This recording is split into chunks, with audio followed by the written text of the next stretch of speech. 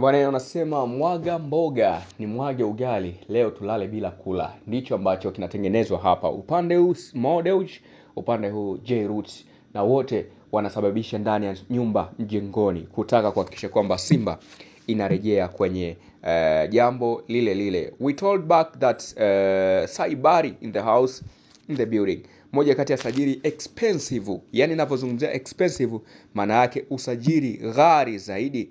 Basi ndo huu ambao unakuja rasmi. Mchezaji mwenye uwezo mkubwa, weredi mkubwa na kazi kubwa katika utekelezaji wake, na ni mtu ambaye kila mmoja anafahamu the way anafanya kazi, the way ana react. Sasa ni striker moja la maana kweli kweli. Yani tunaita striker mwenye IQ, striker mwenye B, ball balance, technique, magician, ball IQ. So leo tunakwenda kushuhudia hayo yanafanyika. Sasa mchongo mzima ni kwamba Mo Dewji alipeleka proposal katika nchi ya Morocco kwanza, kutaka kuomba ridhaa kwa wakubwa kwamba anahitaji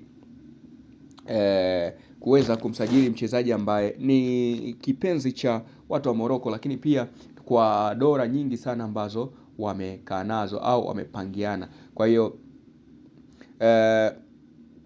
moja kati ya vitu ambavyo wamefanya Simba Sports Club ni kuweka ile offer, kwa sababu kuna mambo ambayo Simba wanaamini kwamba yatakuja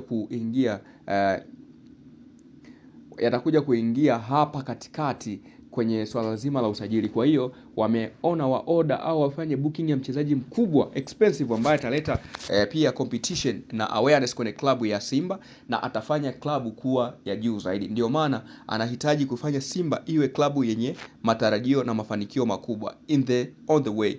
Kitu kikubwa ambacho anakifanya ni kwamba anaamini kwamba uwepo wa mchezaji mkubwa kama Saibali ataleta chachu na kupindua fikra za wachezaji ambao wanaamini wao ni wadogo na kutengeneza maono mapya ya klabu yao kubwa na bora, pendwa na ya kimkakati. Jambo la kimsingi ambalo litaifanya klabu kusimama katika engo nzuri. Ndio maana wamedecide to take action to sign Saibali, mnyama mwenyewe ambaye tumemshuhudia katika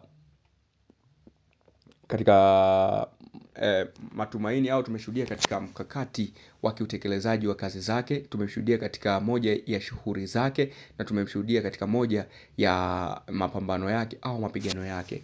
Yani Saibali ni miongoni mwa wachezaji ambao wana IQ, intensity na